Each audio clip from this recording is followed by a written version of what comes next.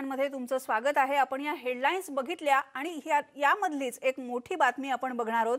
इगतपुरीचे काँग्रेसचे आमदार हिरामण खोसकर यांनी एक गौप्यस्फोट केलेला आहे आणि हा त्यांचा गौप्यस्फोट चर्चेचा विषय झालाय।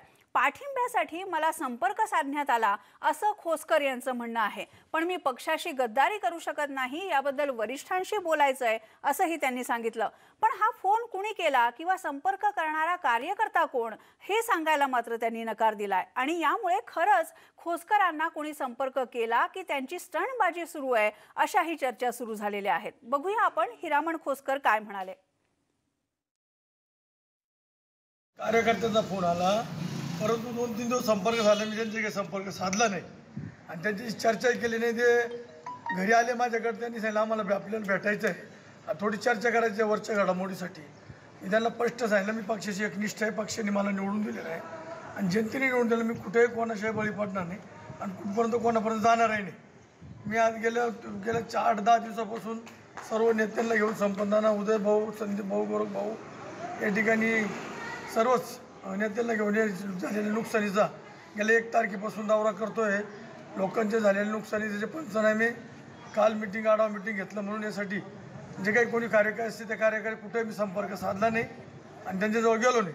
ते आले, मला घरी गेले, मी त्यांना बाहेर यायला सांगितलं, त्या ठिकाणी त्यांचा माझा मी संवाद झाला नाही आणि मला पक्षाशी एकनिष्ठ राहायचं, त्याच्यामुळे कुठेही मी तो उद्योग हे करू शकत नाही, पक्षाची गद्दारी करू शकत नाही। जे नेत्यांनी निवडून आणलं, नेत्यांनी निवडून आणलं आहे, संपन्नाना उदय भाऊ असेल, गोरख भाऊ असेल, माळी मामा असतील, संदीप भाऊ असतील, या ठिकाणी सर्वच जे काही सरपंच, काही गोपाळजी लांगे, आज त्यांची तब्येत बरी नसल्यामुळे ते सिव्हिल हॉस्पिटलला ॲडमिट आहेत, असे सर्वांनी या ठिकाणी निवडून आल्यामुळं त्यांची इज्जत राखण्यासाठी मी कुठेही काही गद्दारी करू शकत नाही, पक्षाची एकनिष्ठ राहील। हिरामण खोसकर काय म्हणाले आपण ऐकलं। त्यांना जरी संपर्क करण्यात आला असला तरी ते आमच्या संपर्कात आहेत असं काँग्रेसच्या प्रवक्त्या हेमलता पाटील यांनी म्हटलंय।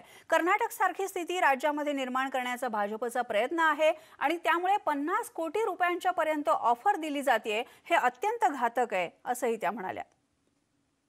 हे भाजपच्या संपर्कामध्ये नाही आहेत।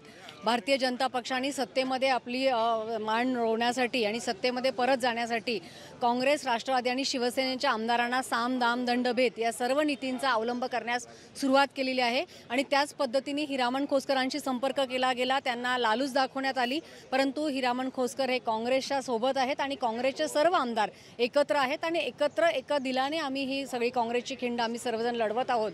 ज्या पद्धतीने भारतीय जनता पक्षाने हे सगळं काम सुरू केलेलं आहे त्याला कुठलाही आमदार रिस्पॉन्ड करणार नाहीये आणि भारतीय जनता पक्षाचं खरं स्वरूप आहे ते जनतेसमोर आता आलेलं आहे। हेमलता पाटील